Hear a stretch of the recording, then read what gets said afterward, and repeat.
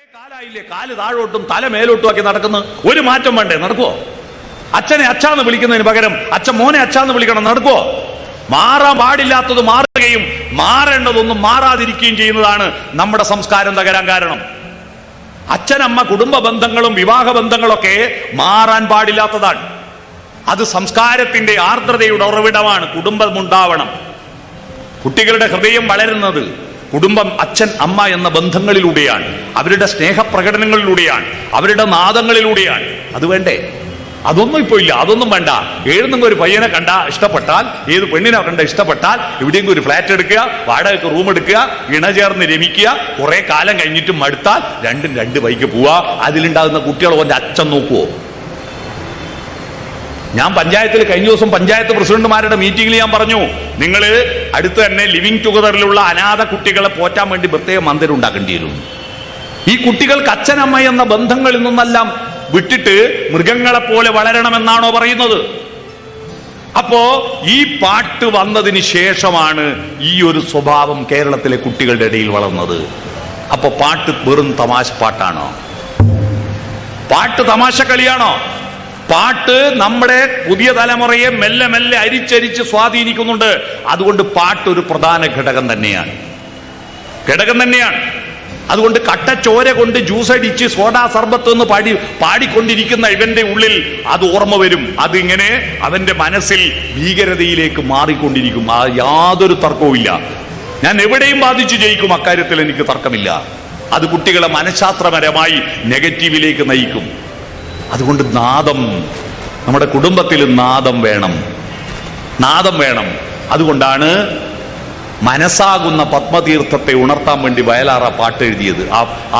ആ ഗായത്രി മന്ത്രത്തെ കുറിച്ച് വയലാർ ഒരു പാട്ട് എഴുതിയല്ലോ. പത്മതീർത്ഥമേ ഉണരൂ, മാനസ പത്മതീർത്ഥമേ ഉണരൂ, അഗ്നിരഥത്തിലുദിക്കുമുഷസ്സിൻ അർഘ്യം നൽകൂ, ഗന്ധർവസ്വര ഗംഗയൊഴുകൂ, ഗായത്രികൾ പാടൂ. ഓം സത്സവിതുർവരേണ്യം ഭർഗോ ദേവസ്യ ധീമഹി ധിയോ യോ ന പ്രചോദയാത്. ഇതാണ് വേദങ്ങളുടെ മൂലമന്ത്രം. പാട്ട്. ഈ പാട്ടിലേക്ക് ഭാരതത്തിൽ ആദ്യത്തെയും അവസാനത്തെയും നോബൽ സമ്മാനം കിട്ടിയ കൃതി ഏതാ? ഗീതാഞ്ജലിയാണ്. ആദ്യത്തെയും അവസാനത്തെയും. അതെന്താ? ഗീതങ്ങളുടെ അഞ്ജലിയാണ്. നമ്മുടെ രാജ്യത്തിന്റെ ഫിലോസഫി മുഴുവൻ എഴുതി വെച്ചിട്ട് കൊണ്ടു നടക്കുന്ന, എടുത്തു ഉപയോഗിക്കുന്ന കൃതിയുടെ പേരെന്താണ്? ഗീതയാണ്, അല്ലേ? ഗീതയാണ്. ഗീതാഞ്ജലിയിൽ എനിക്ക് ഏറ്റവും ഇഷ്ടപ്പെട്ട ഒരു ഗീതകം ഏതാണെന്നറിയാം?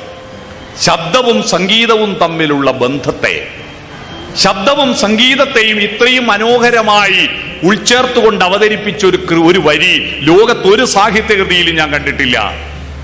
ഹേ മഹാപ്രഭോ, ടാഗോറിന്റെ ദൈവം ഏതെങ്കിലും ഒരു മതത്തിന്റെയോ ജാതിയുടെയോ പള്ളിയിലെയോ അരമനയിലോ അമ്പലത്തിലോ കുടിയിരിക്കുന്ന ആളല്ല. അമ്പലത്തിൽ ഇല്ലെന്നാ ടാഗോർ പറയുന്നത്. ടാഗോർ ഇത്രയും ധൈര്യത്തോട്, ഇന്നാണ് ടാഗോർ ഗീതാഞ്ജലി എഴുതിയിട്ടുണ്ടെങ്കിൽ ഇതിന്റെ പേരിൽ കത്തിക്കുമായിരുന്നു. നിമീലിതലോചനമൊന്നു തുറക്കൂ, നന്നായി നോക്കൂ, പൂട്ടിയ കണ്ണ് തുറക്ക്. കണ്ണ് പൂട്ടാൻ പറയുന്ന ഭക്തിയല്ല നമുക്ക് വേണ്ടത്, കണ്ണ് തുറക്കാൻ പറയുന്ന ഭക്തിയാണ്.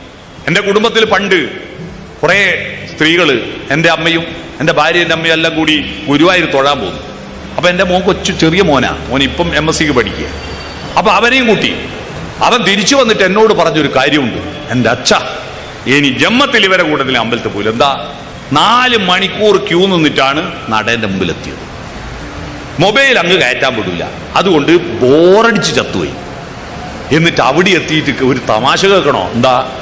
അവിടെ എത്തിയിട്ട് അമ്മമ്മയും അച്ഛമ്മയും കണ്ണും പൂട്ടി പ്രാർത്ഥിക്കുക. ഈ കണ്ണ് പൂട്ടാനാ പിന്നെ അവിടെ പോയി പൂട്ടണോ? വീട്ടിൽ നിന്ന് പൂട്ടിയാ പോരെ? അവിടെ കാണാനല്ലേ പോയേ എന്ന് എന്റെ മോൻ ചോദിച്ചൊരു ചോദ്യം ഉണ്ടായിരുന്നു. നിമീലിതലോചനമൊന്നു തുറക്കൂ, നന്നായി നോക്കൂ, പൂട്ടിയ കണ്ണുകൾ തുറന്നു നോക്കൂ. എവിടെയാ ദൈവം? കരിനില മുഴുവ കർഷകരോടും വർഷം മുഴുവൻ വഴി നന്നാക്കാൻ പെരിയ കരിങ്കൽ പാറ നുറുക്കിയൊരുക്കും പണിയാളരോടൊത്തും ചേർന്നമരുന്നു ദൈവം. മണ്ണാർന്നിരു കൈകളിലും കൂടെ ചെളിയിലിറങ്ങൂ, കളയൂ ശുഭ്രം വസ്ത്രം. മോക്ഷമാണല്ലോ ഇവിടെ ഭാരതത്തിൽ ഏറ്റവും വലിയ ലക്ഷ്യം മോക്ഷമാണല്ലോ. കെട്ടും കെട്ടി ശബരിമലക്ക്. ആരെ കാണാൻ? സ്വാമിയെ കാണാൻ. സ്വാമിയെ കണ്ടാൽ മോക്ഷം കിട്ടും, അല്ലേ? മോക്ഷം കിട്ടും. എന്നിട്ട് ഞങ്ങളുടെ നാട്ടിലെ ചില സ്വാമിമാര്, എല്ലാവരും അല്ലേ, ആരും ആക്ഷേപം പറയണ്ട, ചില സ്വാമിമാർ അവിടുന്ന് മോക്ഷം കിട്ടിയെങ്കിൽ, എനിക്ക് മനസ്സിലാവാത്തത്, അവിടുന്ന് മോക്ഷം കിട്ടിയെങ്കിൽ എന്തിനാ തിരിച്ചു വരുമ്പോ മാഹിയിൽ ഇറങ്ങിയിട്ട് മോക്ഷം വാങ്ങി സൈഡ് ബാഗിൽ വെക്കും. തേങ്ങ ഉടച്ച ഉടനെ കുടിക്കാൻ. മാഹിയിൽ ചെറിയ പൈസക്ക് മദ്യം കിട്ടും, പോണ്ടിച്ചേരി സ്റ്റേറ്റ് ആയതുകൊണ്ട്. മോക്ഷമാണ് എവിടെ? കൊതിയോ മുക്തിയിൽ, മുക്തിയിരിക്കുവതെവിടെ? നിനക്കെങ്ങത് കിട്ടും? സംസ്കൃതിയോട് സാക്ഷാൽ പ്രഭുവും സർഗത്തുടലാൽ കെട്ടുപിണഞ്ഞു കിടപ്പൂ. മതി നിൻ ധ്യാനം, മാറ്റൂ പൂജാപാത്രം, വസ്ത്രം കീറി മുഷിഞ്ഞതു മതി. നീ അദ്ദേഹത്തോട് കർമ്മവ്രതിയായി ചേരൂ.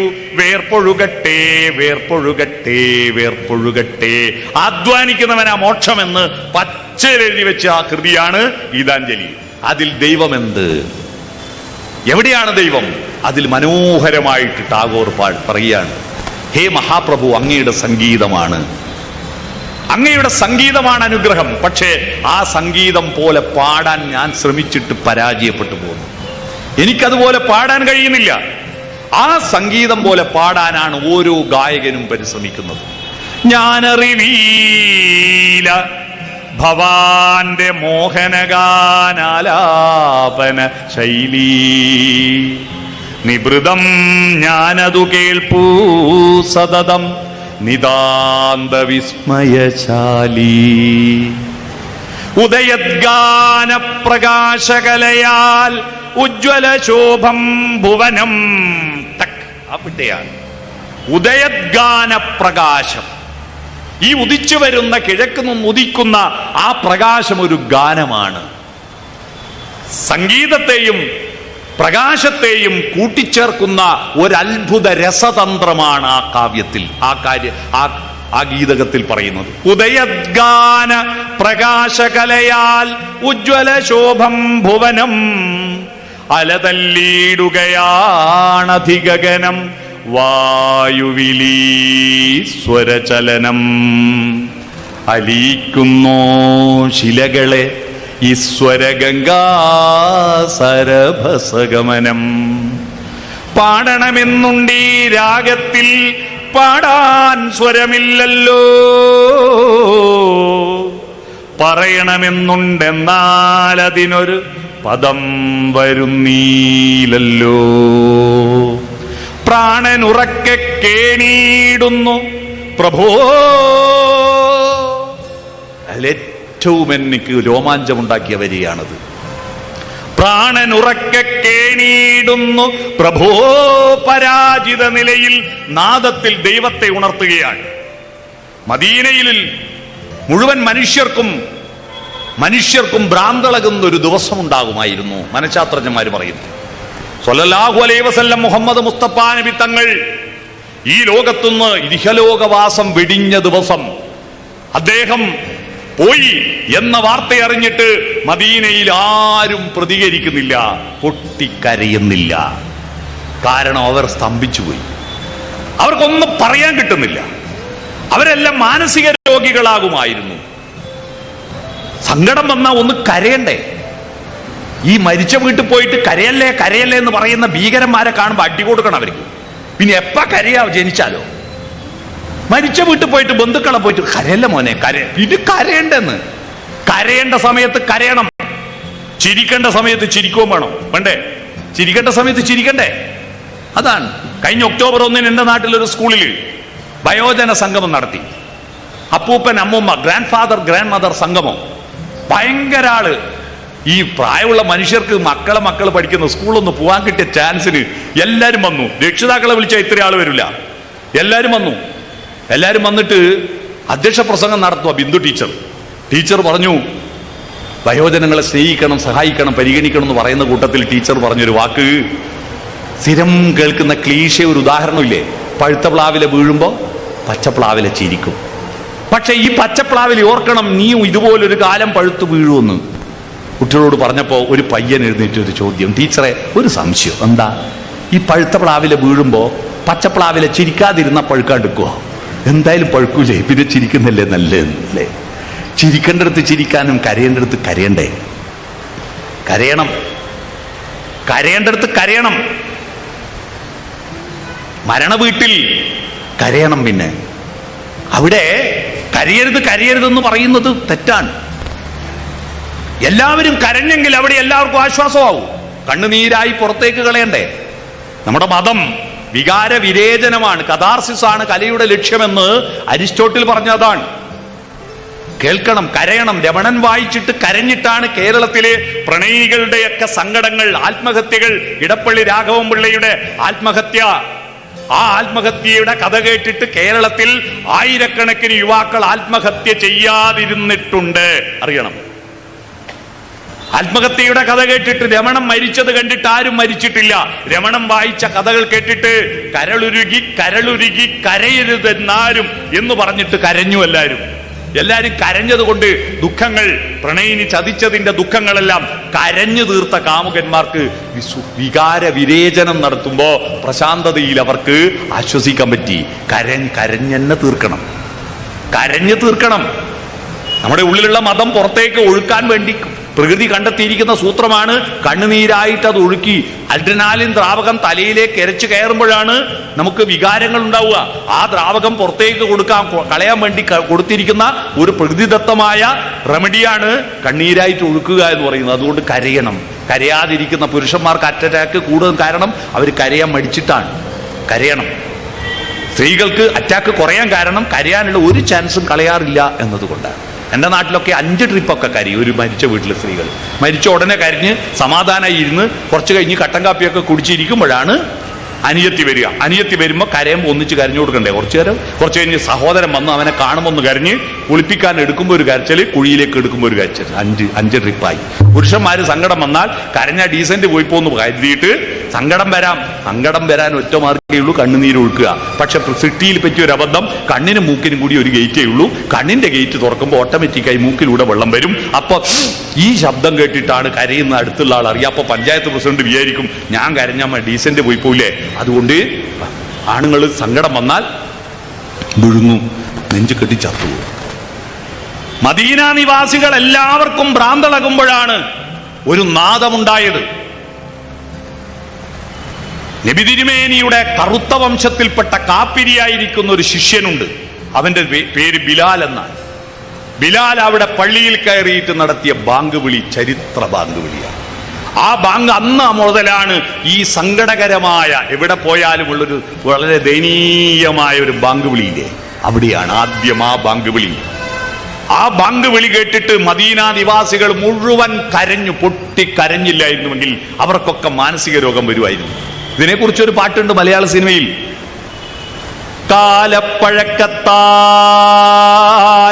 കാലപ്പഴക്കത്താൽ മായ്ക്കാൻ കഴിയുമോ ബിലാലിൻ സുന്ദര ബാങ്കോലികൾ, ഖുറാന്റെ കുളിരിടും വാക്യങ്ങൾ എന്നുമേ കരളിലെ കറകൾ കഴുകിടുന്നു.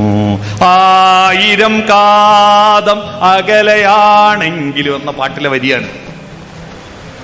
ആ വികാരങ്ങൾ പുറത്തേക്ക് പോണ്ടേ, സങ്കടങ്ങൾ വേണ്ടേ? അപ്പോ നിവൃതം അത് കേൾക്കുകയാണ്. ഉദിച്ചു വരുന്ന ആ ഗാനപ്രകാശത്തിൽ ഈ ലോകം ഉജ്ജ്വല ശോഭം. പക്ഷേ എനിക്കതുപോലെ പാടാൻ പറ്റുന്നില്ല. അലിയിക്കുന്നോ ശിലകളെ ഈശ്വരഗംഗാസരഭസഗമനം, പാടണമെന്നുണ്ടീ രാഗത്തിൽ പാടാൻ സ്വരമില്ലല്ലോ, പറയണമെന്നുണ്ടെന്നാൽ അതിനൊരു പദം വരുന്നീലല്ലോ. പ്രാണനുറക്കെ കേണീടുന്നു പ്രഭോ അല്ലാഹു അക്ബർ. അത് തന്നെയാണത്.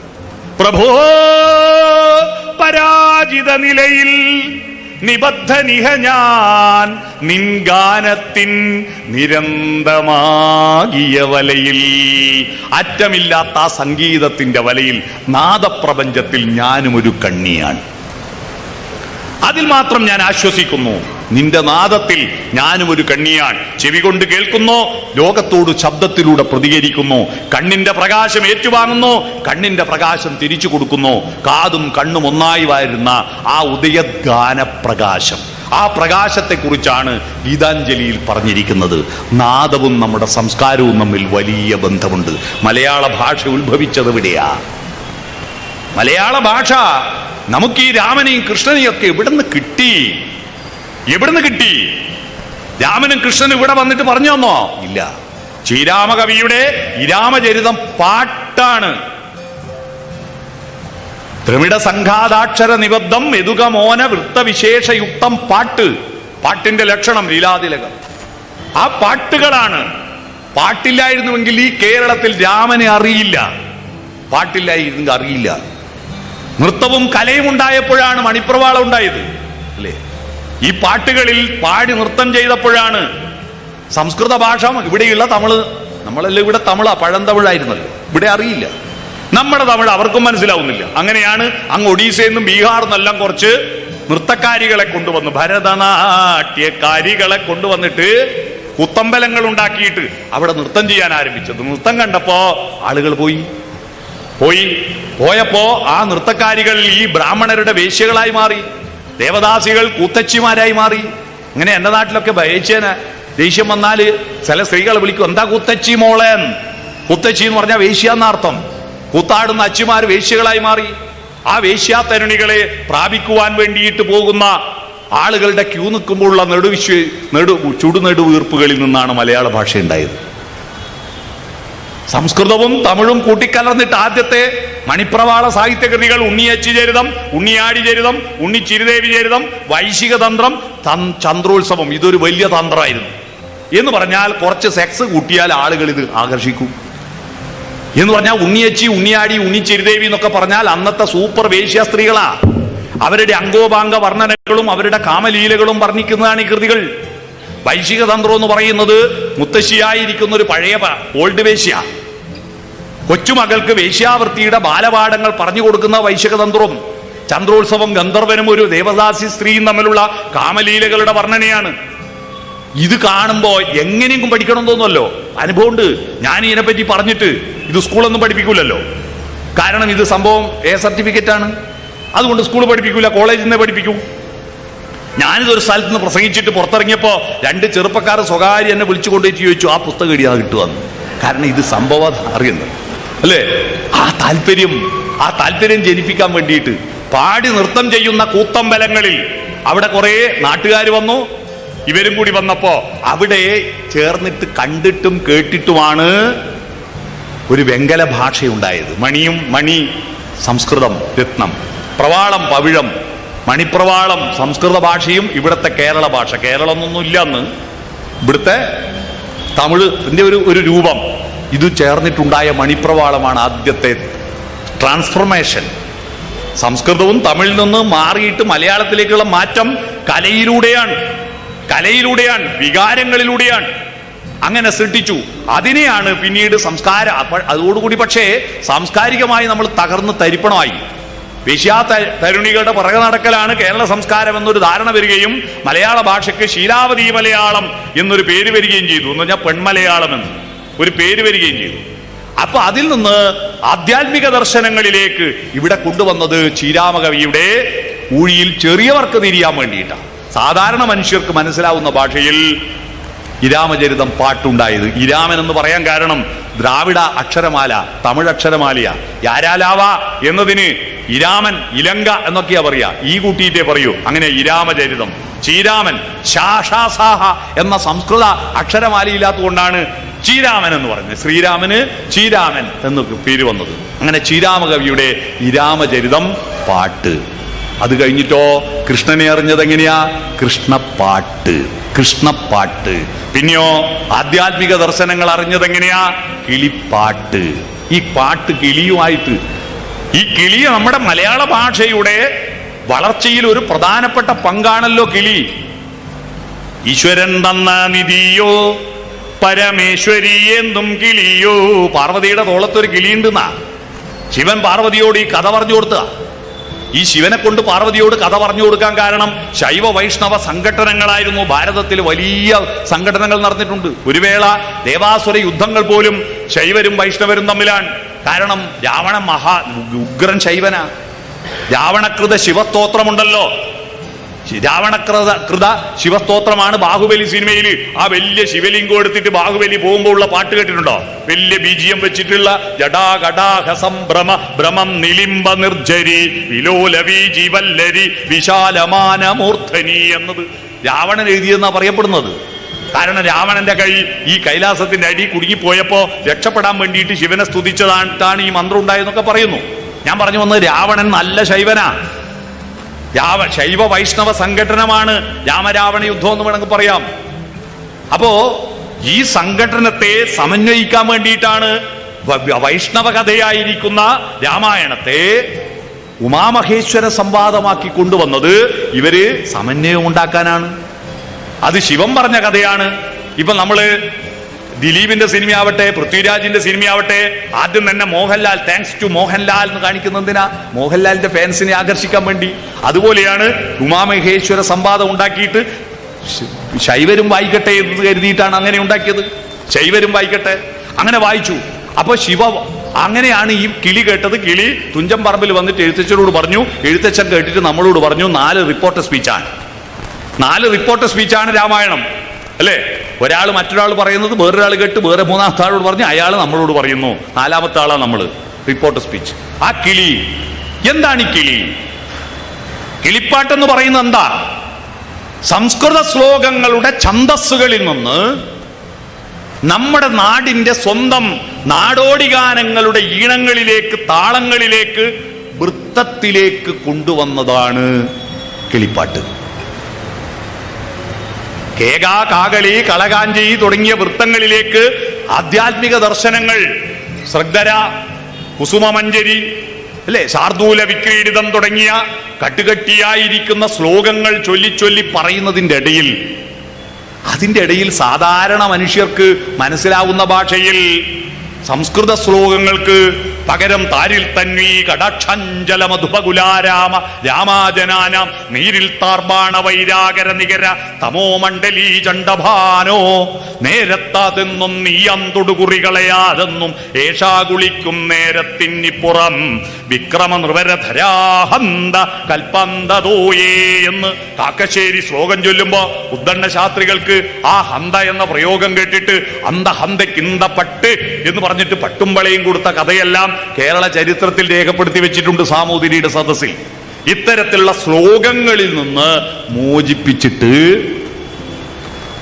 നമ്മുടെ നാടൻ ശീലുകളിലേക്ക്, അതിനാദ്യം എഴുത്തച്ഛനല്ല, പാലാഴി മധുദാൻ പാലിച്ചു പോരുന്ന കോലാദീനാഥനുദയവർമ്മൻ ആജ്ഞയെ ചെയ്യയാൽ എന്ന് പറഞ്ഞിട്ട് എഴുതിയ പാട്ട് അല്ലേ?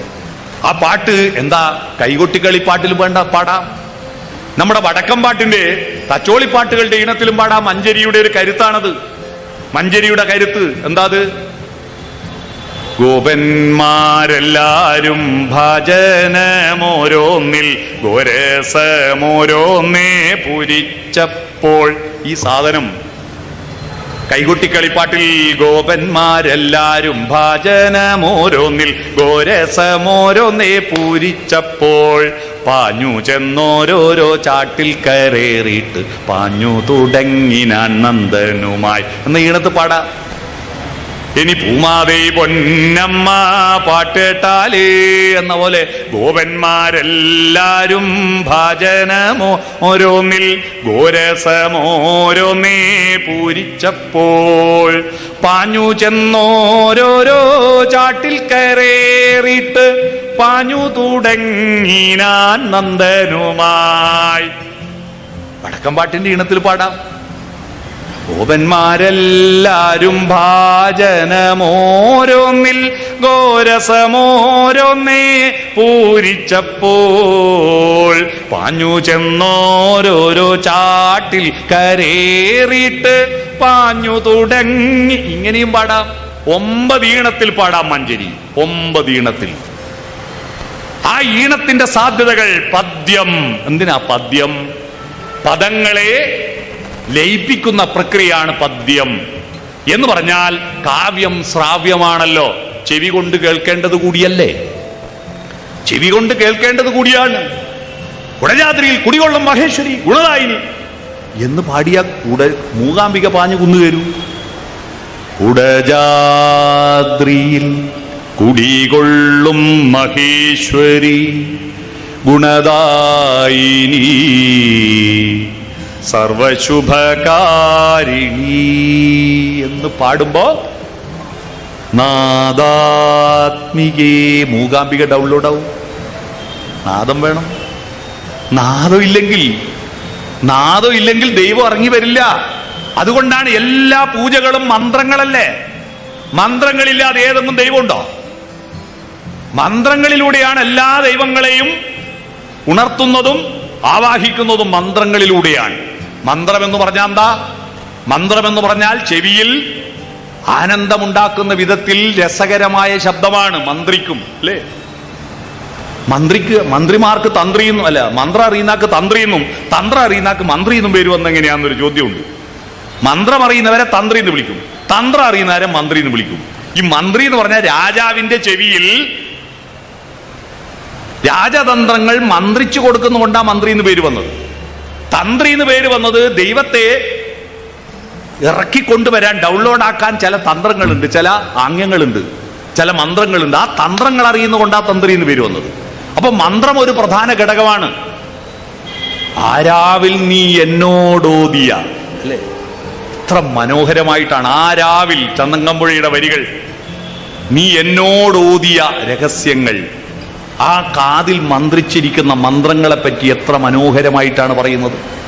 ചങ്ങമ്പുഴയുടെ കൃതികളെല്ലാം തന്നെ നമ്മുടെ നാടൻ ശീലികൾ, നമ്മുടെ നാടൻ വൃത്തങ്ങൾ, ആ വൃത്തങ്ങളെല്ലാം കിളിപ്പാട്ടാണ്. അതാണ് കിളിയുടെ പാട്ട്. അനന്തകരമായ ഈണത്തിൽ അവതരിപ്പിച്ചതുകൊണ്ടാണ് കിളിപ്പാട്ടെന്ന് പറയാൻ കാരണം. അല്ലാതെ കിളി അങ്ങന്ന് സ്വർഗത്തുനിന്ന് ഇവിടെ പറന്നു വന്നിട്ട് പറഞ്ഞു എന്നല്ല. പിന്നെ ഐതിഹ്യങ്ങളാണ്. വേറൊരു ഐതിഹ്യമുള്ളത്, ഈ വാഗ്വൈഖരിക്ക് കണ്ണുകൊള്ളുന്ന ഒരു കണ്ണ് തൊട്ടുകൊള്ളുക എന്ന് പറയുന്ന ഒരു അല്ലേ, കണ്ണേറ് തട്ടിയൻ കാൽമുടന്തി എണ്ണയിൽ തൊന്നിങ്ങൊഴിഞ്ഞതായോ എന്ന ആവണിപ്പാടത്തിലെ ONV-യുടെ വരികൾ ഓർമ്മയില്ലേ? ഈ കണ്ണേറ് തട്ടാതിരിക്കാൻ വേണ്ടിയാണ് കെട്ടിടം ഉണ്ടാക്കുമ്പോ അല്ലെ 50 കോടി കെട്ടിടം ഉണ്ടാക്കുമ്പോൾ അതിന്റെ സുരക്ഷ ആരാ ഉണ്ടാക്കുന്നത്? 500 രൂപ ഏതോ കൂടോത്രക്കാരന് കൊടുത്തിട്ട് ഓൻ വരച്ചിട്ടാക്കിയ ആ ചിത്രത്തുമലാണ് ഇതിന്റെ സുരക്ഷ. 50 കോടിന്റെ ബിൽഡിങ്ങിന്റെ സുരക്ഷ. തോന്നൽ എഴുതി വെക്കുന്നാട്ടില്ലേ, അതല്ലേ വാഴത്തോട്ടത്തിൽ കോലം വെക്കുന്നാട്ടില്ലേ? ആദ്യം നോക്കുന്നത് ഈ കോലത്തിനേക്കും, അപ്പൊ കോലത്തിന് കൊണ്ടോട്ടെ എന്നാണ്. അതാണ് ഇത് ഭയന്നിട്ട് കിളിയെ കൊണ്ട് പാട്ട് പാടിച്ചാൽ എഴുത്തച്ഛനൊന്നും പറ്റൂലല്ലോ. കൊള്ളുന്നത് കിളിക്കായിക്കോട്ടെ.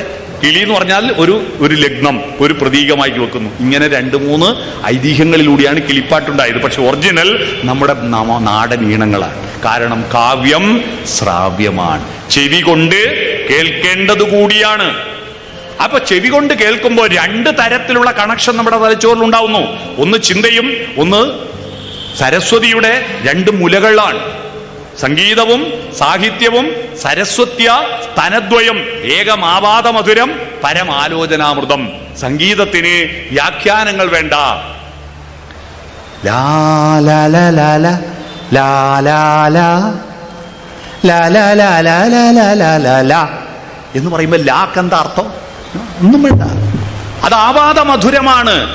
അതുകൊണ്ടാണ് ലായും ഈ മധ്യമാക്ഷരങ്ങൾ അമ്മമാര് ഈ ഭാഷാശാസ്ത്രവും ഫോണറ്റിക്സും സ്വനശാസ്ത്രവും ഒക്കെ ഉണ്ടാകുന്നതിന് മുമ്പ് നമ്മുടെ നാട്ടിലെ അമ്മമാരാണ് ആദ്യത്തെ ഫോണറ്റിക്സ് പഠിപ്പിച്ചവർ. അവര് ഈ തമിഴിൽ നിന്ന് മലയാളം രൂപപ്പെടുന്ന കാലഘട്ടത്തിൽ കുട്ടികളെ ഉറക്കുന്ന അമ്മമാര് സംസ്കൃതത്തിന്റെ വ്യഞ്ജനാക്ഷരങ്ങൾ കാഖാ എന്നുള്ള അക്ഷരങ്ങൾ ഉച്ചരിച്ച് താരാട്ടുപാട്ട് പാടിയാൽ അതിന്റെ കഠോര ശബ്ദം കൊണ്ട് കുട്ടി ഉറങ്ങില്ല. എന്നാ കുട്ടിക്ക് അക്ഷരം വ്യഞ്ജിക്കണ്ടേ? സ്വരം മതിയോ?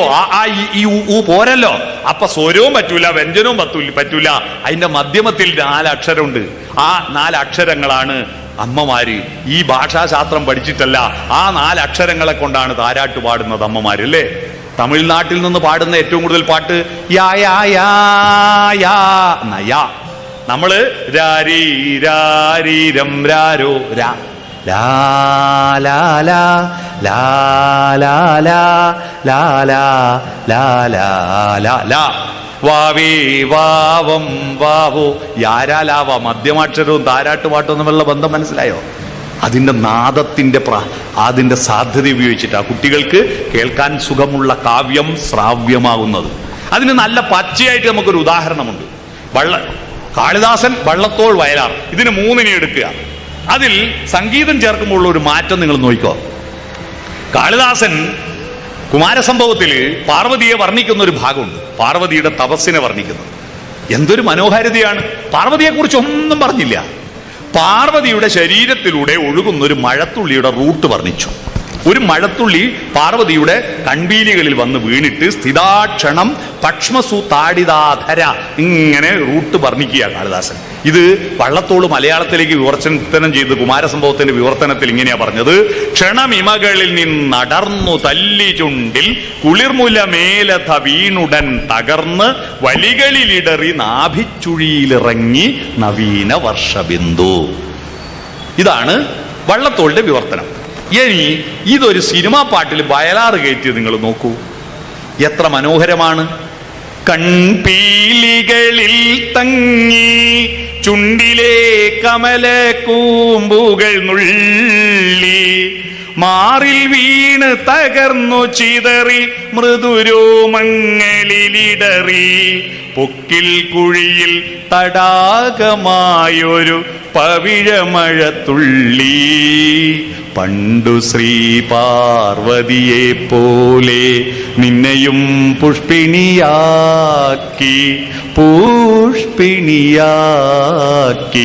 പനി നീർമഴ പൂമഴ തേന്മഴ എന്ന പാട്ടിൽ ഈ സാധനത്തെ കയറ്റി നോക്കൂ. നമുക്ക് ഏതാക്ക പെട്ടെന്ന് ഡയറക്റ്റ് ആയിട്ട് നമുക്ക് ആസ്വദിക്കാൻ പറ്റിയത്. മറ്റത് ഇരുന്ന് ചിന്തിക്കുന്ന വേറെ ഒരു പണിയില്ലാത്തവർ വള്ളത്തോളും. നമ്മൾ സാധാരണ മനുഷ്യർക്ക് ഈ സാധനം, ആ കാളിദാസന്റെ പാർവതിയെ നമുക്ക് ശബ്ദത്തിൽ ചാലിച്ചിട്ട് യേശുദാസിന്റെ നാദവും കലർത്തിയിട്ട് നമുക്ക് തന്നില്ലേ?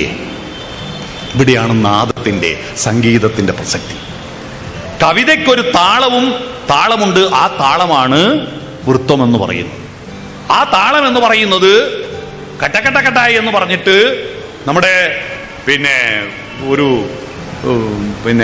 ട്രാക്ടർ പോകുന്ന ശബ്ദം പോലെയാണ് ഏത് സംസ്കൃത ശ്ലോകങ്ങൾ. ട്രാക്ടർ പോകുന്ന താളം ആക്ക കുലുങ്ങി.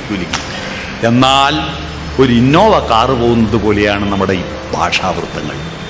നല്ല സുഖമായിട്ട് ആസ്വദിക്കാൻ പറ്റിയ കാവ്യം സുഗേയം. എത്ര മനോഹരമായിട്ടാണ് അതിനെപ്പറ്റി പറഞ്ഞത്. കാവ്യം സുഗേയം. എന്താ സുഗേയം? ഗേയം പാടാൻ പറ്റിയതാണ്. ഗേയം ഗാനത്തിന് പറ്റിയത്. സുഗേയം നന്നായി പാടാൻ പറ്റിയത്. കാവ്യം സുഗേയം കഥരാഗവീയം കർത്താവ് തുഞ്ചത്തുളവായ ദിവ്യൻ പാടുന്നതോ ഭക്തിമയസ്വരത്തിൽ ആനന്ദലബ്ധിക്കിനി എന്തു വേണം എന്ന വള്ളത്തോളിന്റെ തോണിയാത്രയിലെ മനോഹരമായ വരികളാണിത്. സുഗേയമാണ്. ആ സുഗേയമാകുമ്പോ നമ്മുടെ സാധാരണ ധാരണകളുടെ കവാടബന്ധനം നടത്തി അദ്വിതീയമായൊരു കാൽപ്പനിക സാങ്കല്പിക ലോകത്തിലേക്ക് മനുഷ്യന്റെ അന്തരാത്മാവിനെ ഉണർത്താൻ കഴിയുന്ന പ്രത്യേകത നാദത്തിനുണ്ട്. ആ നാദത്തിന്റെ സാധ്യതകൾ മലയാള ഭാഷ ഏറ്റവും നന്നായി ഉപയോഗപ്പെടുത്തിയത് ചങ്ങമ്പുഴയുടെ കാലഘട്ടത്തോടുകൂടിയാണ്. ആശാനെയും വള്ളത്തോളിനെയും ഉള്ളൂരിനെയും മറന്നിട്ടല്ല ഞാനിത് പറയുന്നത്. പക്ഷേ അവരുടെ കാവ്യങ്ങൾ സംസ്കൃത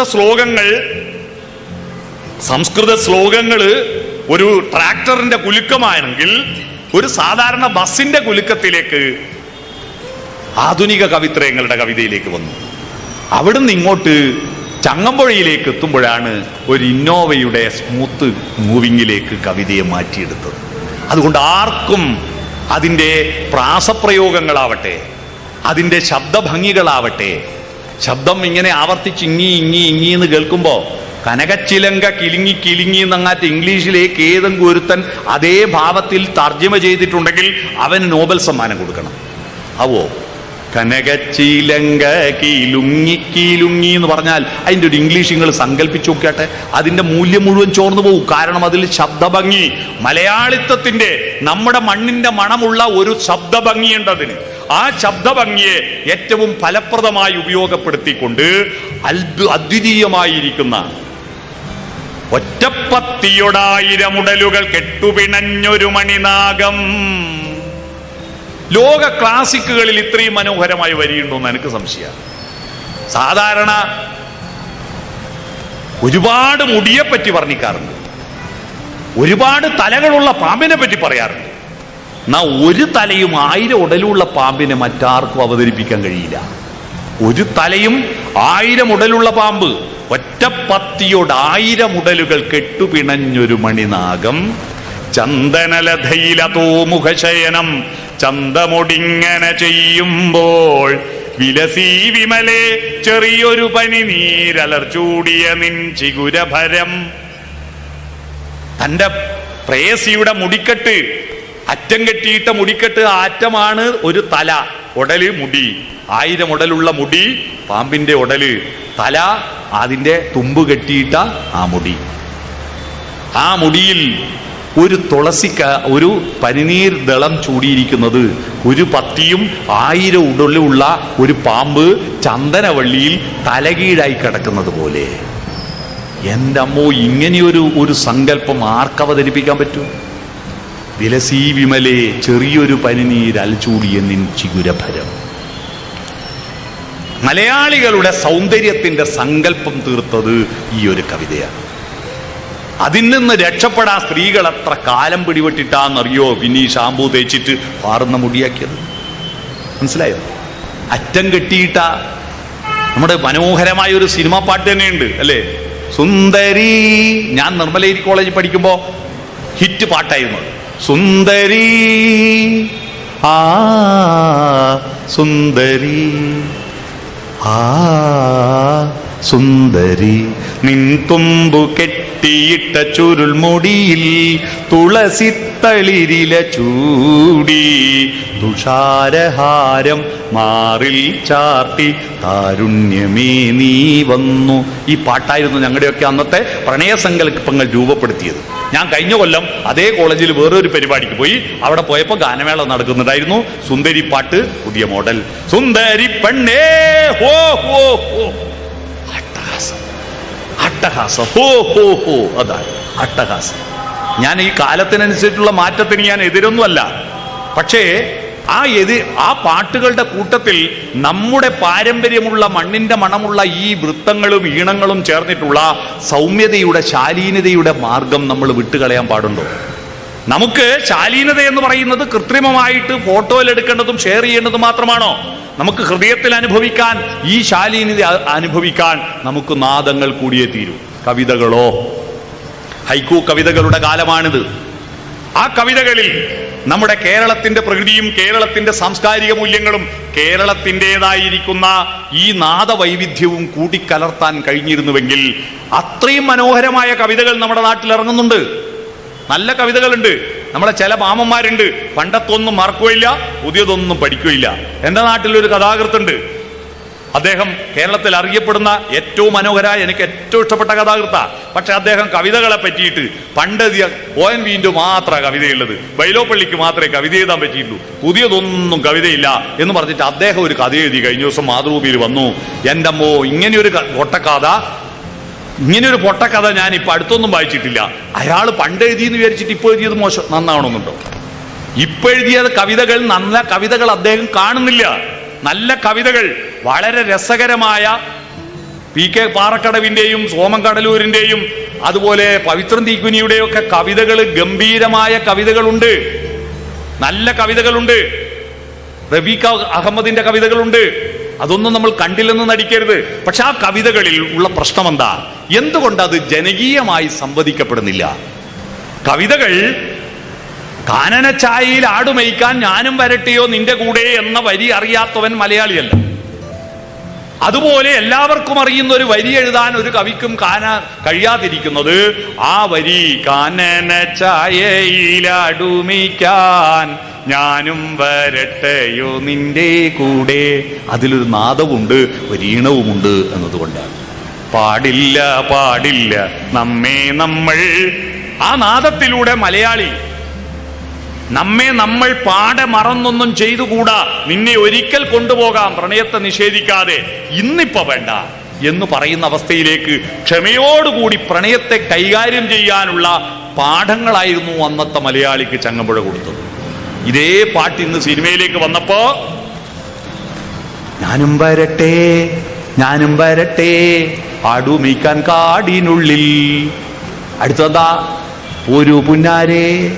ഒരു പുന്നാരെ എന്നാൽ പ്രണയം കാമമായി അത്യാർത്ഥിയായിട്ട് എത്രയും പെട്ടെന്ന് പ്രണയം അതിന്റെ സ്വാഭാവികമായ പരിസമാപ്തിയിലേക്ക് പോകാനുള്ള പ്രണയം കഴിയുന്നത് വരെയുള്ള രസമാണല്ലോ പ്രണയം. കല്യാണം കഴിഞ്ഞാൽ പിന്നെ തീർന്നല്ലോ. നമ്മൾ മലയാളികൾ കല്യാണം കഴിഞ്ഞവരെ 100 പ്രാവശ്യം ഐ ലവ് യു എന്നയക്കൂ, കല്യാണം കഴിഞ്ഞാൽ ഒരു തവണ വയ്ക്കൂ. വിവാഹം കഴിഞ്ഞാൽ ഭാര്യ ഭർത്താവിനോടും ഭർത്താവ് ഭാര്യയോടും ഐ ലവ് യു എന്നോ ഐ ലൈക്ക് യു എന്നോ പറയുന്ന സ്വഭാവം നമുക്കില്ല. പിന്നെ എന്ത് പുരോഗമനവാദമാണ് നമ്മുടെ ഇടയിൽ?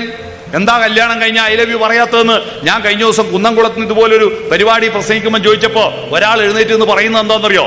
വിവാഹത്തിന് ശേഷം എന്താ ഐ ലവ് യു പറയാത്തതെന്നറിയോ? എന്താ, ഇലക്ഷൻ കഴിഞ്ഞാൽ പിന്നെ പ്രചരണം വേണ്ടല്ലോ എന്നാ പറഞ്ഞു. അപ്പൊ ഇലക്ഷന് വേണ്ടിയിട്ടുള്ള ഈ പ്രചരണമാണ് ഐ ലവ് യു എന്ന് ധരിച്ചു വെച്ചിരിക്കുന്നല്ലേ, അല്ലേ? ഇലക്ഷന് വേണ്ടിയിട്ട് മാത്രമുള്ള തട്ടിപ്പാണിത്.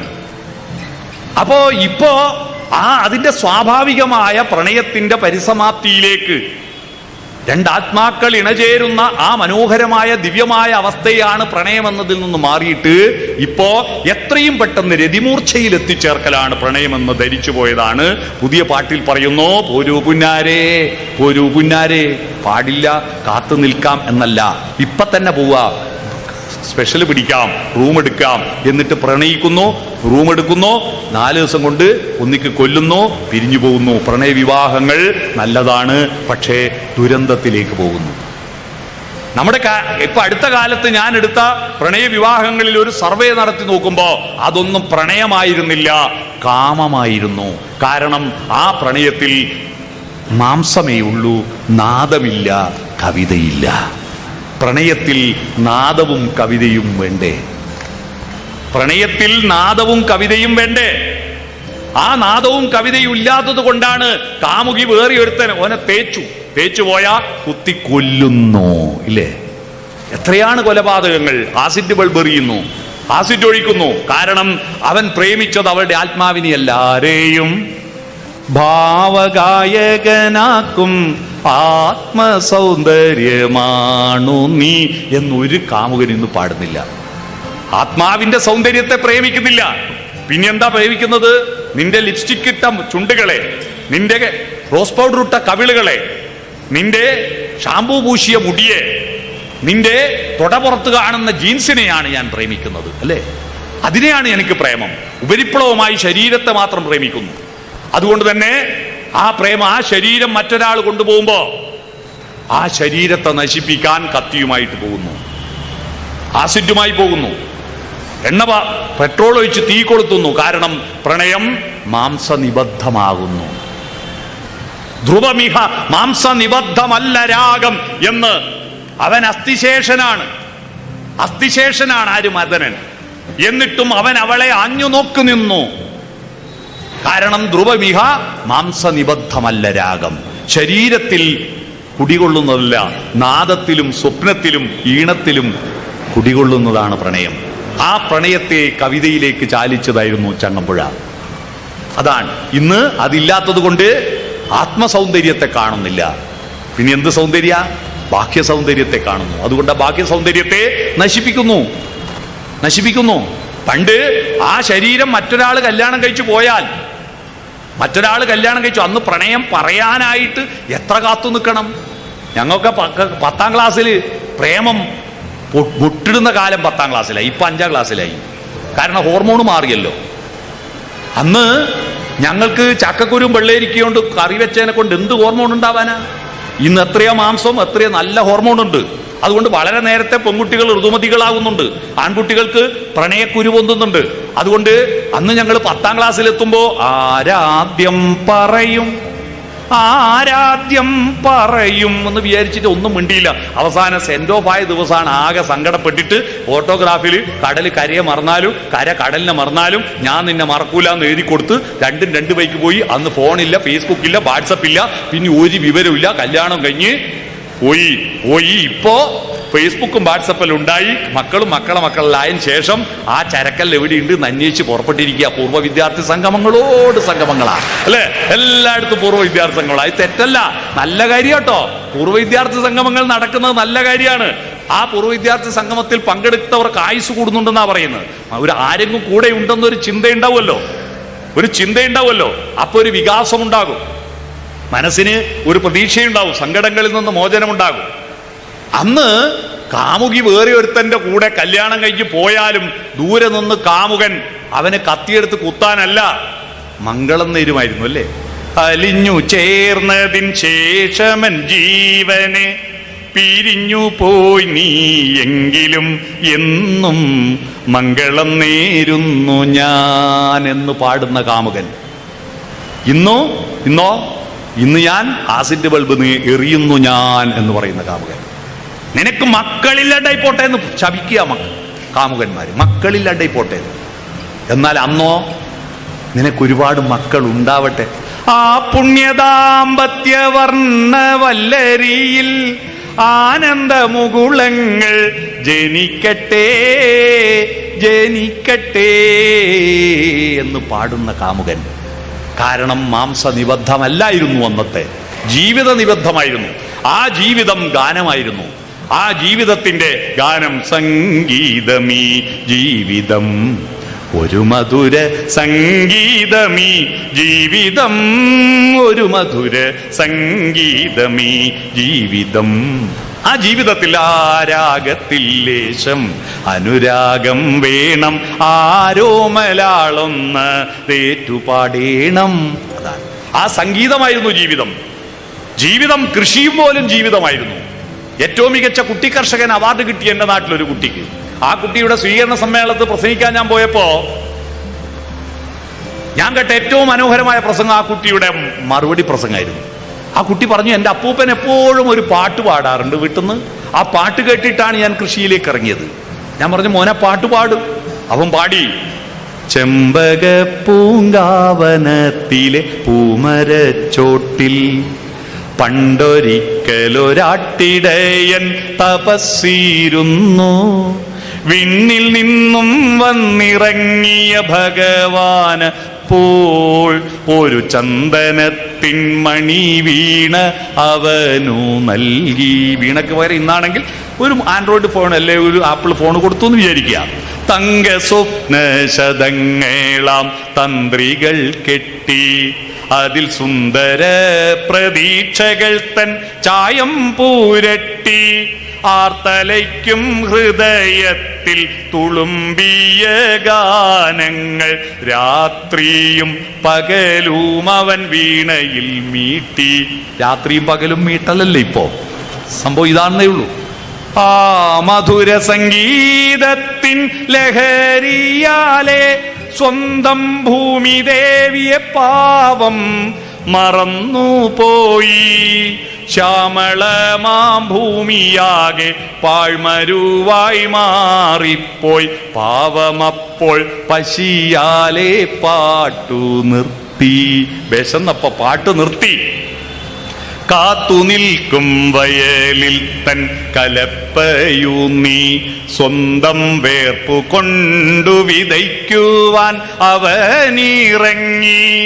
എന്നുമെന്നും സമൃദ്ധിതൻ പൊന്മണികൾ വിളയിക്കാൻ മന്നിതിൻ്റെ മകനായിട്ടവനിറങ്ങി. ആ പാട്ട് കേട്ടിട്ടാണ് ഞാൻ കൃഷിയിലേക്ക്. ഇനിയാണ് നമ്മുടെ കേരളത്തിന്റെ തനത് പാരമ്പര്യത്തിലേക്ക് വരുന്നത്. ഈ അധ്വാനം പാട്ടും പാടി ഇരുന്നാ പോരാ, കൃഷി ചെയ്യണല്ലോ. ഈ കൃഷിയെയും പാട്ടിനെയും കൂട്ടിച്ചേർത്തുകൊണ്ടാണ് താളമുണ്ടായത്. നിങ്ങൾ ശ്രദ്ധിക്കണം. കൃഷിയും നമ്മൾ സംസ്കൃതത്തിൽ ആര്യന്മാർ താണ്ഡവത്തിൽ നിന്ന് താ, ലാസ്യത്തിൽ നിന്ന് ലാ, താളം അങ്ങനെ ഉണ്ടായി എന്നൊക്കെ നമുക്ക് വ്യാഖ്യാനിക്കാം. പക്ഷേ ഞാൻ താളം കണ്ടത് നാട്ടി നടുന്ന, ഇവിടെ പറയോ നാട്ടി, ഞാറ് പൊരിച്ചിട്ട് നാട്ടി, കൊടി നാട്ടി എന്ന് പറയും പോലെ നാട്ടി പൊരിച്ചു നടുന്ന പ്രക്രിയയിലെ അതിന് ഞങ്ങളുടെ നാട്ടി എന്ന് പറയാം. അതിന് പാടുന്നൊരു പാട്ടുണ്ട്, നാട്ടിപ്പാട്ട്. ആ നാട്ടിപ്പാട്ട് എന്തിനാണിത് പാടുന്നത്? ഇതെല്ലാവരും ഒരേ ലെവലിൽ നടണം. അല്ലാതെ ഒരാൾ സ്പീഡ് കൂട്ടിയിട്ടും ഒരാൾ സ്പീഡ് കുറച്ചിട്ടും നട്ടാൽ എന്താ കുഴപ്പമെന്നറിയോ? ഇന്ത്യന്റെ ഭൂപടം വരച്ച പോലെ ആയിരിക്കും. കുറെ ആളങ്ങ് മേലെ, കുറെ ആളങ്ങ് ബംഗ്ലാദേശിലുണ്ടാവും, കുറെ ആളങ്ങ് ഗുജറാത്തിലുണ്ടാവും, കുറെ ആളങ്ങ് കന്യാകുമാരിയിലുണ്ടാവും. ലെവല് ഒത്തുവരില്ലല്ലോ.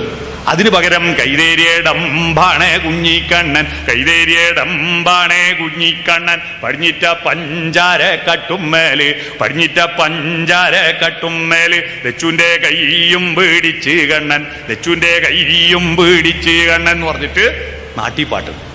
ഇതെന്തിനായി പാടുന്നത്? കൈതേരിയടമ്പാണേ എന്ന് പറയുമ്പോഴാണ് ഒന്ന് ഊന്നുക. കൈതേരിയടമ്പാണ്. അപ്പൊ എല്ലാരും അന്നേരം ഊന്നി, ലെവലായോ? പടിഞ്ഞിറ്റ പഞ്ചാര അടുത്ത ഊന്നി, ലച്ചുവിന്റെ കയ്യും പേടി. ഈ താളമൊപ്പിക്കാനാണ് കൃഷിപ്പാട്ടുകൾ ഉണ്ടായത്. കൃഷിപ്പാട്ടുകൾ ഉണ്ടാവുന്നു. ആ പാട്ടുകൾ ഒരേ ലെവലിൽ ഒത്തുവെച്ചിട്ട് പാടുന്നു. ഒന്ന് താളമൊപ്പിക്കാൻ, രണ്ടാമത് വികാരങ്ങളുടെ വിരേചനം നടത്താൻ പാട്ടുകൾ ഉണ്ടായിരുന്നു. പണിയെടുത്ത് തളർന്നു വരുമ്പോ തമ്പുരാന്റെ വീട്ടിൽ, ജമ്മിയുടെ വീട്ടിൽ പോയാൽ ഒരു പാത്രത്തിൽ വെള്ളം പോലും തരാത്ത തമ്പുരാന്റെ സങ്കടമാണ്. 100 കാതോം വഴി നടന്ന് തൊണ്ട പൊട്ടി വന്ന നേരോ ഒരടക്കാ തോട് വെട്ടി തണ്ണിതായോ തമ്പ്രാക്കളെ. ഒരടക്കേന്റെ തോട്ടിൽ, പാത്രത്തിൽ വേണ്ട, ഒരടക്കയുടെ തോട്ടിൽ വെള്ളം താ. അപ്പൊ തമ്പുരാൻ പറയാ, തണ്ണി താണ്ടേ കെട്ടിൻ്റെ അകത്ത്, പാള താണ്ടേ കങ്ങുമ്മേല്, കാരി താണ്ടേ തൊണ്ടുമ്മേല്, കോരിക്കുടി കോരിക്കുടി. പാത്രം തരൂല, വെള്ളം തരൂല. തണ്ണി കിണറ്റിലുണ്ട്. ആ തണ്ണി കോരണമെങ്കിൽ പാള വേണം. കവുങ്ങിന്റെ പാള പൊളിച്ച് കോട്ടിയിട്ട് അതിന് കെട്ടാൻ കയറോ? തൊണ്ട് തല്ലി കയറ് വിരിച്ചിട്ട് ആ കയറ് കൊണ്ട് പാളയിൽ കെട്ടിയിട്ട് കോരി കുടിച്ച് അപ്പോഴേക്ക് ഇവൻ ദാഹിച്ച് ചത്തുപോയാലും ഒരടക്കയുടെ തോട്ടിൽ കൊള്ളുന്ന വെള്ളം കൊടുക്കാത്ത ആ നിഷേധത്തിന്റെ, മനുഷ്യാവകാശ നിഷേധത്തിനെതിരെയുള്ള പ്രതിരോധം അവന് പാടാൻ മാത്രം അല്ലേ? പാടുകയല്ലാതെ നമുക്കെന്താ മാർഗം മോളെ എന്നാണ് നാടൻപാട്ട് പറയുന്നത്. നമുക്ക് പാടാതിരുന്നാല് പട്ടിണി മാറുമോ എന്ന് പറഞ്ഞിട്ട് നമുക്ക് പാടിക്കൊണ്ടിരിക്കുക. ഒരു പണിയപ്പാട്ടുണ്ട്. കുട്ടീനെ ഉറക്കുന്ന പുള്ളയെ, പുള്ളേ എന്നാ പറയാ കുട്ടിയെ, പുള്ളേ. ഉറങ്ങുറങ്ങ് പുള്ളി നീ ഉറങ്ങേ, ഉണരാതെ പുള്ളി നീ ഉറങ്ങ്, നീ ഉറങ്ങ്. അച്ഛനിപ്പോ മലയിൽ കൊത്തി കൊത്തിച്ചാവും, അമ്മയിപ്പോ വയലിൽ നട്ട് നട്ട് ചാവും, നീ ഉറങ്ങ്. ആരോട് പറയാൻ? ആത്മാവിഷ്കാരം, സങ്കടങ്ങളുടെ ആവിഷ്കാരമായിട്ടാണ് നമ്മുടെ നാടൻ പാട്ടുകൾ വന്നത്. ആ നാടൻ പാട്ടുകളുടെ ഈണങ്ങളും ശീലുകളുമാണ് പിന്നെ അതിനെ പ്രൗഢമായിരിക്കുന്ന സാഹിത്യത്തിലേക്ക് ചേർത്തുകൊണ്ട് കേരളക്കരയിൽ ഒരുപാട് കവികൾ വന്നു. ആ കവികളുടെ കൂട്ടത്തിൽ ആ നാടോടി ഈണങ്ങളും ഗൗരവതരമായ പ്രണയസങ്കല്പങ്ങളും ഗൗരവതരമായ ഫിലോസഫിയും കൂട്ടിച്ചേർത്തിട്ടൊരു വസന്തം സൃഷ്ടിച്ചതാണ് 19-20 നൂറ്റാണ്ടിന്റെ ആദ്യ ദശകങ്ങളിൽ ചങ്ങമ്പുഴയുടെയും ഇടപ്പള്ളിയുടെയും അതുപോലെ വൈലോപ്പള്ളി ശ്രീധരമേനോന്റെയും തുടർന്ന് വന്ന പി ഭാസ്കരനും ONV കുറുപ്പും വയലാറും അടങ്ങുന്ന ഒരു പ്രത്യേക വിഭാഗത്തിന്റെ കവിതകളുടെ കാൽപ്പനിക വസന്തമുണ്ടാക്കിയത്.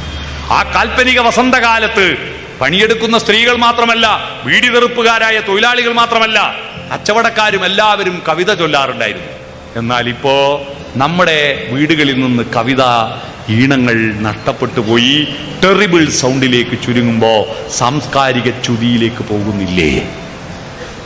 നമ്മുടെ കേരളം സാംസ്കാരിക ച്യുതിയിലേക്ക് എന്ന് പറഞ്ഞാൽ പുസ്തകങ്ങളുടെ അച്ചടി വർദ്ധിക്കുന്നു. ഒരുപാട് പുസ്തകങ്ങൾ അച്ചടിക്കുന്നുണ്ട്. പക്ഷേ പല വായനശാലകളിലും അലമാരകൾക്കുള്ളിൽ അന്ത്യവിശ്രമം കൊള്ളുന്നു. പുസ്തകങ്ങൾ അന്ത്യവിശ്രമം കൊള്ളുന്നു.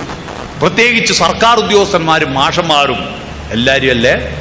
നാളെ മാഷന്മാർ എനിക്ക് കേസ് കൊടുക്കണ്ട. എല്ലാവരും അല്ല, മഹാഭൂരിപക്ഷം മാഷന്മാരും സർക്കാർ ഉദ്യോഗസ്ഥന്മാരും IT വിദഗ്ധന്മാരും ഒന്നും വായിക്കാത്ത, ഒരു കവിത ചൊല്ലാത്ത നിർഗുണ പരബ്രഹ്മങ്ങളായി മാറുന്നു. നിർഗുണ പരബ്രഹ്മങ്ങളായി മാറുന്നു. ഇത് മനുഷ്യത്വത്തിൽ നിന്ന് മൃഗീയതയിലേക്ക് ഭാവിയിൽ കേരളത്തിൽ അതിഭീകരമായ മനുഷ്യത്വരാഹിത്യത്തിലേക്ക് നയിക്കുമെന്ന കാര്യത്തിൽ തർക്കമില്ല. അതുകൊണ്ട് നമുക്ക് ചങ്ങമ്പുഴയെയും വൈലോപ്പള്ളിയെയും ആശാനെയും ഉള്ളൂരിനെയും വള്ളത്തോളിനെയും വയലാറിനെയും പാട്ടുകളെയും ഒക്കെ തിരിച്ചു പിടിക്കാം. പുതിയ കവിതകളെ ചേർത്ത് പിടിക്കാം. നമുക്ക് പാടാം, നമുക്കൊന്നിച്ചു പാടാം. വീടുകൾ പാട്ടിൻ്റെ അരങ്ങായി മാറാൻ പറ്റുമോ? വീടുകളിൽ സോഫ്റ്റനായ നാദമുണ്ടാക്കാൻ പറ്റുമോ? നിങ്ങളുടെ വീട്ടിൽ കുടുംബ സദസ്സുകൾ സോഫ്റ്റനായ നാദത്തിൻ്റെ ഇടങ്ങളാവണം. എങ്ങനെയാണ് സോഫ്റ്റനാക്കേണ്ടത്? എസ് എന്ന് പറഞ്ഞാൽ സ്മൈലാണ്. SOFTAN S സ്മൈലാണ്. പുഞ്ചിരിച്ചുകൊണ്ട് വട്ടത്തിൽ ഇരിക്കാൻ പറ്റുമോ? പുഞ്ചിരിക്കാൻ മറന്നു പോകുന്നു. ഓപ്പൺ ഹേഡ്, ഹൃദയം തുറന്ന് പാടാൻ പറ്റുമോ? ഹൃദയം തുറന്ന് പറയാൻ പറ്റുമോ? കേൾക്കാൻ പറ്റുമോ? ഹൃദയം തുറക്കാത്തവരുടെ വീട്ടിലെ കുട്ടികളാണ് ചങ്കുകളെ തേടി പുറത്തു പോകുന്നത്. അച്ഛനും അമ്മയും ചങ്കല്ല. കാരണം മക്കൾ ചങ്കാവില്ല ഇവർക്ക്, അതുകൊണ്ട് അവർക്കും ചങ്കല്ല. ഹൃദയം തുറന്ന് വർത്തമാനം പറയുന്ന ഇടങ്ങൾ വേണ്ടേ നമുക്ക്? അതുകൊണ്ട് നമ്മുടെ വീട്ടിൽ ഒരു ദിവസം ഒരു കവിതയെങ്കിലും ചൊല്ലാൻ പറ്റുമോ? ഞാൻ ഈ കുടുംബശ്രീക്കാരോട് കുറെ കാലമായി പറയുന്നു, അവിടെ ഇരുന്നിട്ട് പൈസേന്റെ കണക്കും പറഞ്ഞ് പിരിഞ്ഞു പോകുമ്പോൾ ഒരു കവിത ചൊല്ലിയാലെന്താ? ഒരു കഥ വായിച്ചാലെന്താ? ഒരു കഥ വായിച്ച ഇവിടെ സ്വാഗതം പറഞ്ഞിട്ട് അധ്യക്ഷൻ എന്നെ പ്രസംഗിക്കാൻ വിളിക്കുന്നതിനിടയിൽ ഞാൻ 12 കഥ വായിച്ചു. അറിയോ? ഒരു ചെറിയ പുസ്തകം,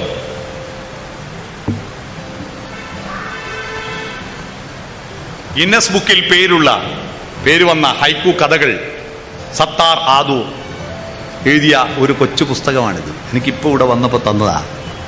അതിൽ 12 കഥകൾ, രസകരമായ കഥകൾ ഞാൻ വായിച്ചു. രസകരമായ കഥകൾ.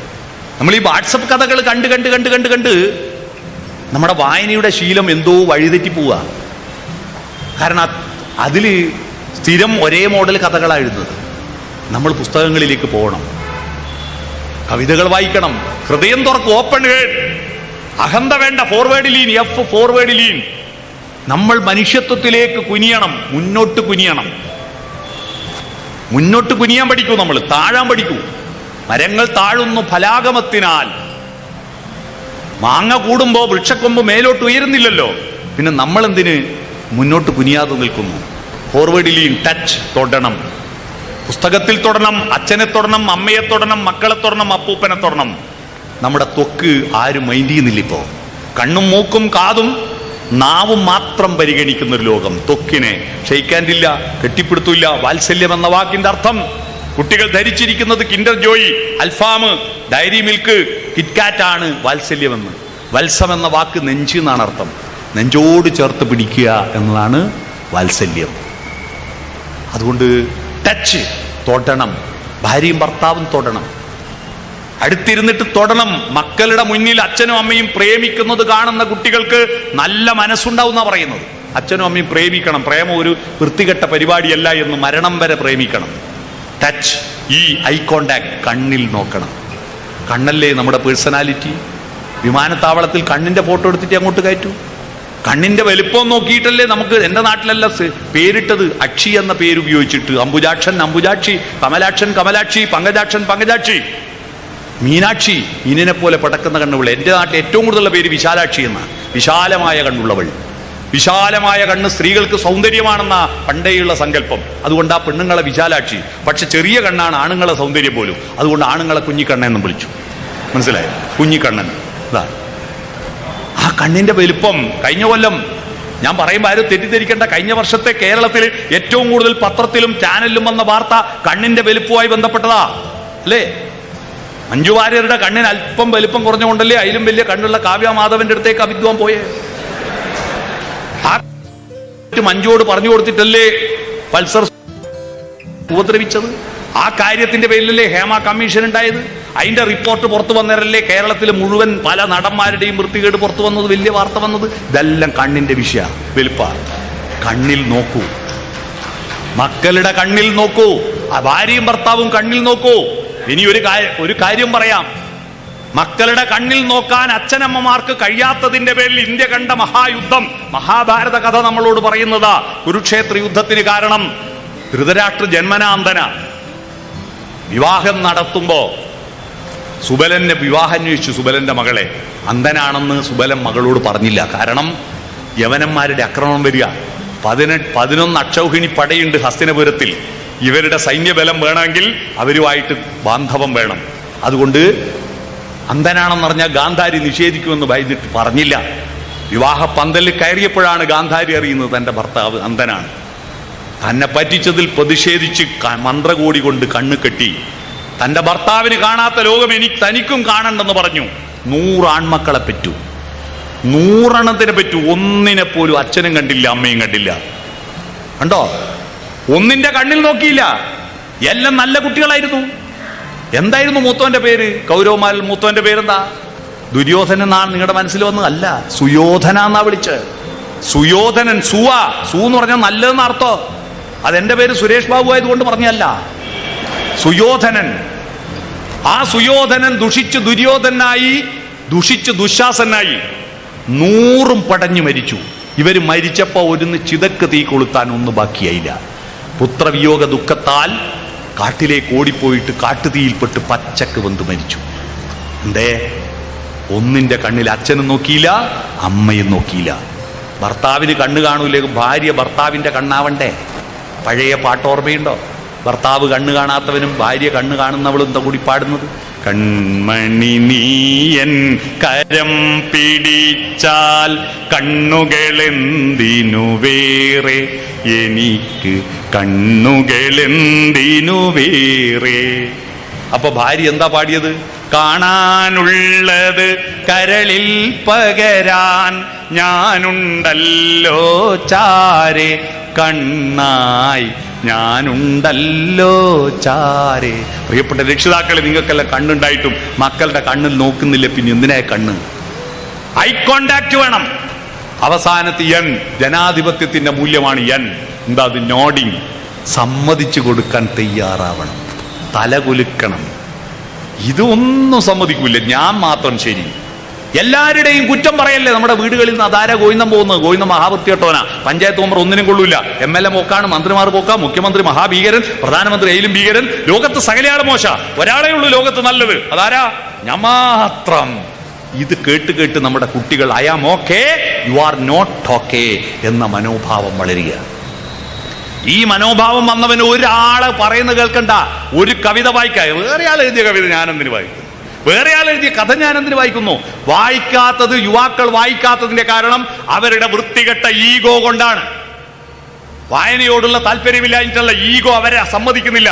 വേറൊരുത്തിന് എഴുതിയത് അങ്ങനെ ഞാൻ ഇരുന്ന് എന്റെ സമയം അങ്ങനെ കളിയില്ല, എനിക്കിതാ ഇവിടെ ഉണ്ട്, എനിക്കിവിടെ ഉണ്ട്, റീലുണ്ട്, എനിക്കിവിടെ പലതും ഉണ്ട്. അതാണ് ഈഗോ ആണ്. I am okay, you are not okay. അതുകൊണ്ട് സമ്മതിച്ചു കൊടുക്കാൻ തയ്യാറാവുന്ന, തലകുലുക്കുന്ന, smile, open head, forward lean, touch, eye contact, nodding. നമ്മുടെ കേരളത്തിന്റെ സാമ്പത്തികവും ശാസ്ത്ര സാങ്കേതികവുമായ വികാസത്തിന്റെ ഭാഗമായി കാവ്യം സുഗേയമായിട്ട് ഹൃദയം ദ്രവീകരിക്കുന്ന പ്രക്രിയ കുറയുന്നു. ഒരു കാല് വളരുന്നു, മറുകാലിന് പോളിയോ വന്നു. ഇതാണ് കേരളത്തിന്റെ സാംസ്കാരികമായ ബാലൻസ് തെറ്റാൻ കാരണം. എന്താ? ആരാ ഉത്തരവാദി? രക്ഷിതാക്കളും കവികളും സാംസ്കാരിക നായകന്മാരെല്ലാം ഉത്തരവാദിയാ. ഒരു ഭാഗത്ത് ഹൈടെക്നോളജിയുടെ ഭാഗമായിട്ടുള്ള സുഖ സൗകര്യങ്ങൾ, ഗംഭീരമായ വീട്, ഗംഭീരമായ വസ്ത്രം, ഗംഭീരമായ ഭക്ഷണം, ഗംഭീരമായ ടോയ്ലറ്റ്, ഗംഭീരമായ മുറ്റം, ഗംഭീരമായ ഇന്റർലോക്ക്, ഗംഭീരമായ കാറ്, അതെല്ലാം വളരുന്നു. ആനുപാതികമായി ആർദ്രത വളർന്നില്ലെങ്കിൽ അത് മനുഷ്യത്വത്തിന്റെ വളർച്ചയല്ല. ആനുപാതികമായി ആർദ്രത വളരണം, കാൽപ്പനികതയും സ്വപ്നങ്ങളും വളരണം. അത് വളർത്തിയെടുക്കാൻ ഇഞ്ചക്ഷനിലൂടെ കഴിയില്ല. അത് വളർത്തിയെടുക്കാൻ ഫിസിയോതെറാപ്പിയിലൂടെ കഴിയില്ല. അത് വളർത്തിയെടുക്കാൻ ഒരേ ഒരു മാർഗം നാദവും കവിതയും ഈണവും താളവുമാണ്. അതുകൊണ്ട് കേരളത്തിന്റെ സംസ്കാരത്തെ തിരിച്ചു പിടിക്കാൻ നമുക്ക് ചങ്ങമ്പുഴയുടെ പാട്ടുകളും വയലാറിന്റെ പാട്ടുകളും മാത്രം പോരാ. നമുക്ക് എല്ലാ കഥകളും കവിതകളും വായിച്ച് പുതിയ തലമുറയിലേക്ക് അല്പാൽപമായിട്ട് ഈ ആർദ്രതയെ സന്നിവേശിപ്പിക്കുവാനുള്ള ഒരു ഭഗീരഥ പ്രയത്നമാണ് ഇന്നത്തെ സാംസ്കാരിക നായകന്മാരെല്ലാവരും ചെയ്യേണ്ടത്. അതിനു വേണ്ടിയിട്ട് ഈ ചങ്ങമ്പുഴ സ്മാരക സമിതിയുടെ നേതൃത്വത്തിൽ നടക്കുന്ന ഈ ചങ്ങമ്പുഴ മഹോത്സവ പരിപാടി പുതിയ തലമുറയിലേക്ക്, ഇവിടെ സദസ്സിൽ നോക്കുമ്പോ പുതിയ തലമുറയിൽപ്പെട്ടവരുടെ എണ്ണം വളരെ വളരെ വളരെ വളരെ പരിമിതമായതുകൊണ്ടാണ് ഞാനിത് പറയേണ്ടി വന്നത്. അവരിലേക്ക് അവരെ നമുക്ക് വിട്ടുകളയാൻ പറ്റില്ല. അവര് പോകരുത്. സംസ്കാരം പകർന്നു കൊടുക്കണം. ആ പകർന്നു കൊടുക്കാതെ എല്ലാം മോശമാണെന്ന് പറഞ്ഞിട്ട് അവരെ കൈവിടാതെ നമുക്ക് നല്ല വാക്കുകളിലൂടെ, നല്ല നാദത്തിലൂടെ, അവരെ പേടിപ്പിച്ചിട്ടൊന്നും അവരെടുക്കൂല. അവരെ നാദത്തിലൂടെ, ഈണത്തിലൂടെ, താളത്തിലൂടെ അവരുടെ ഹൃദയത്തിലേക്ക് കേരളത്തിന്റെ സംസ്കാരം സന്നിവേശിപ്പിക്കാൻ ഈ പ്രവർത്തനങ്ങളിലൂടെ നമുക്ക് കഴിയാൻ നിമിത്തമാവട്ടെ എന്ന് ആശംസിച്ചുകൊണ്ട് ഇങ്ങനെ ഒരു മഹാസമ്മേളനത്തിൽ ഇത്രയും വലിയൊരു പരിപാടിയിൽ ഞാൻ നാട്ടിലെ ഒരു സാധാരണ മനുഷ്യനാണ്. ഞാൻ വലിയ സാഹിത്യകാരനോ സാംസ്കാരിക നായകനൊന്നുമല്ല. നമ്മൾ അത്യാവശ്യം നല്ല നാട്ടുവർത്തമാനം പറയുന്ന ഒരാളാണ്. അത്തരത്തിൽ പറയുന്നവർ എന്നെ വിളിച്ച് ക്ഷണിച്ചു വരുത്തിയതിന് ഇതിൻ്റെ സംഘാടകരോട് നന്ദി പറയുന്നതിനേക്കാൾ എനിക്ക് ഏറ്റവും കൂടുതൽ അത്ഭുതം, കവിത എവിടെയെങ്കിലും DJ വെച്ച് തുള്ളുന്നുണ്ടെങ്കിൽ ആയിരക്കണക്കിന് ആളുകൾ സദസ്സിലുണ്ടാവും. എന്നാൽ സാഹിത്യത്തെ പറ്റി സംഗീതത്തെ പറ്റിയിട്ടുള്ള ചർച്ചയ്ക്ക് ഇങ്ങനെ വന്നിരിക്കുമ്പോൾ ഈ നഗരത്തിൽ മഹാസാഗരമാണ് നാട്യപ്രധാനം, നഗരം ദരിദ്രമല്ലെന്ന് എനിക്ക് ബോധ്യപ്പെട്ടു. ഗ്രാമത്തിൽ ഇത്ര ആളെ കിട്ടില്ല. നഗരം ദരിദ്രമല്ല, ഇവിടെ സംസ്കാരം ഏറ്റു നടക്കുന്നവരുണ്ടെന്ന് ബോധ്യമാകുന്ന ഒരു സദസ്സ്, ഇത്രയും വലിയൊരു സദസ്സ് ഇവിടെ വന്നിരുന്ന് കഴിയുന്നത് വരെ ഈ അല്പജ്ഞാനിയായ എന്നെ കേട്ടതിന് നിങ്ങൾക്ക് എല്ലാവർക്കും നന്ദി പ്രകാശിപ്പിക്കും.